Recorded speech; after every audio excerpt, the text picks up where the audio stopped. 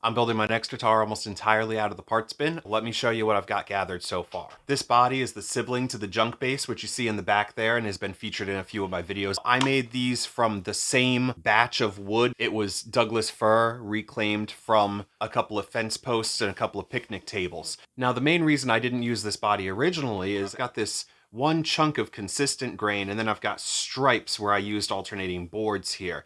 And in the junk base, I was able to use that and do stripes all the way across, so at least it looked like an intentional pattern. So I'm going to do a little bit of inlay work to try to break up the pattern a little bit, make this look a little bit nicer, and practice my inlay work while I'm at it. So that is step one. Now let me show you what I got for the rest of the parts. So first of all, the neck is from an old PV Raptor. It is a Strat scale length, so this will be a Les Paul shaped body with a 25.5-inch scale length. Big bag of pickups to choose from. We're gonna do a Les Paul Jr. here and do one bridge humbucker and call it a day. Hello, Lucy. I've got some pickup mounting rings. I've got a big old bag of knobs. I've got a wraparound style bridge here that'll get thrown on. This is a push-push switch. So I've got a DP-DT switch attached to a 500K pot, and I'm going to use this as a coil split. Rest of the parts are on the way, but for now, let's start getting some inlay work done. So my inlay material of choice today is going to be just some 1/4-inch red oak, and I picked up 2 pieces for about $5 each, but I think I'll only need 1 to achieve the design that I'm going after. I want to get rid of this knot, and I want to break up these stripes. So I think if I do something like this, and then I want to come across with some thinner strips, do like 2 that come up alongside it here. So let's start by getting the large piece marked, cut, and inlaid. I'm going to use this razor knife here to mark it so that I have an accurate mark of where it's going, and so that I sever those wood fibers so they don't splinter when I go in with the router. I'm going to use carpet tape here to put down a straight edge and just a pattern bit in order to cut the sides. Now I'll do this on each side of the channel where this wood will be inlaid, and then I'm going to go back through and I'll just cut out everything in between, mostly freehand with the router. And while I was doing that freehand cut, I managed to color outside the lines here and create this cut here, which I will have to solve later in the process. For now, I want to see if... Yes! The next step is just going to be to go in with a chisel and clean everything up, and I'm going to make that channel as flat as I possibly can. Of course, some of the irregularities will fill in with glue, but I want to make it as secure of a bond and as much of a surface area as I possibly can to get this to all glue up nicely. I think we're going to go this way. And the glue up's pretty self-explanatory. I like to use these rubber spatulas and pastry brushes from the Dollar Tree.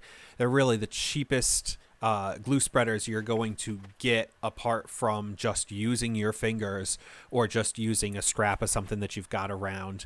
And like any other silicone brush, you're going to pay $20-$30 for it because it's made for woodworking. Once that glue dries, you can just peel it right off and then start over again with a fresh, clean silicone brush or spreader. Once I get this all together, I'm just going to put some weight on it, and I'm going to let it dry overnight here. You see, I'm kind of just packing in that mistake that I made with a little bit of sawdust to start filling it in, and then I'll finish filling it later with finer product. I've got some parchment paper to throw down first to prevent sticking. This piece of 2x4 to spread the load of... Alright, to be continued.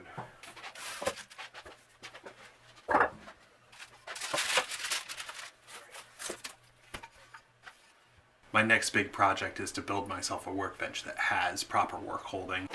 But for now, I've got to do what I've got to do. I'm using this weight to hold it on one side while I hold it by hand on the other. And I just need to plane it down to a point where I can get the router over it for the next pass and then get it ready for sanding. Scratched up the body a little bit behind the inlay, but that's why this is a learning experience, right? I've got it smooth enough that the router will go over this and it won't stick on a ledge. And the rest of it I'm going to do with sanding. For now, I'm going to clamp down a straight edge. I'm going to route 2 1/4-inch straight channels, and then I'm going to glue the next 2 pieces into place. And for the most part, this inlay process was the same as it was the first time. I used the carpet tape, I stuck a straight edge down as a router guide. I also removed this rubber mat and I used carpet tape to secure the body to the table in addition to make sure that that would not move at all while I was doing the routing. After that, I cut some of the rest of the red oak that I was using into a couple of strips that I could inlay into it, used the tight bond 2, glued it in place. I had to get a little bit more creative with the clamping system this time, but through the magic of the internet, you don't have to worry about all of that. I tend to get impatient and start lifting the tool before the blade has stopped, and that caused me some heartache on my last build. Try to be better. Next up was to flush cut the red oak that I used as the inlay material here. Now this was a lot more of me working on something that I need to practice on, so it was nice to get an extra few minutes of working with the flush cutting saw and getting used to how that cuts. Now I did dig up the surface some fair amount here, although it was all surface scratches that we'll be able to sand away later on in the process. I did at one point say to myself, I think that's smooth enough. I'll get the rest with the planer and the sandpaper. But then I decided that I really needed to get the practice in, and I went back and I did flush cut this with the saw to the best of my ability just to get those extra cuts in and get used to the tool some more. Then before we can go on to finish sanding, I want to smooth the top of this guitar out some more. So I hit it with the hand plane first before moving on to 80 grit sandpaper in the 9-inch drywall sander. And I got everything nice and smooth just on the top here. And then after this, I moved on to taking a rasp to all the edges where the inlay overshot the guitar top. And I just used that to shape the ends of everything and get it as smooth as possible before moving down to 80 grit through the rest of the body, hand sanding on the sides, and using the drywall sander continuously on the front and back. After the 80 grit, I moved through 120 grit and then to 240 grit.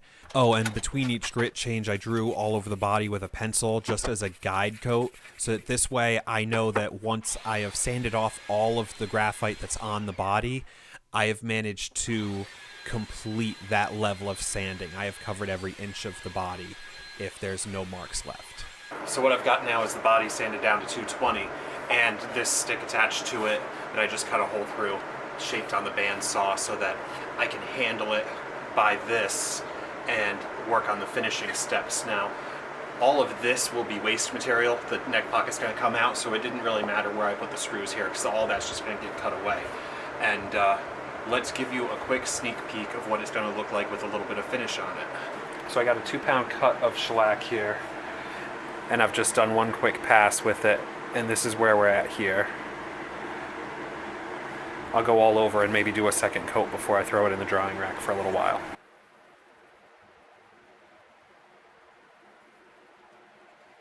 It's already getting a shine on it, which is more than I can usually say when I'm doing shellac, but I guess that comes with learning, right?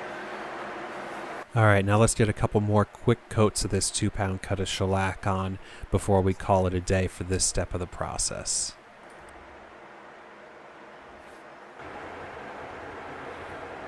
Not bad for 3 quick coats of shellac.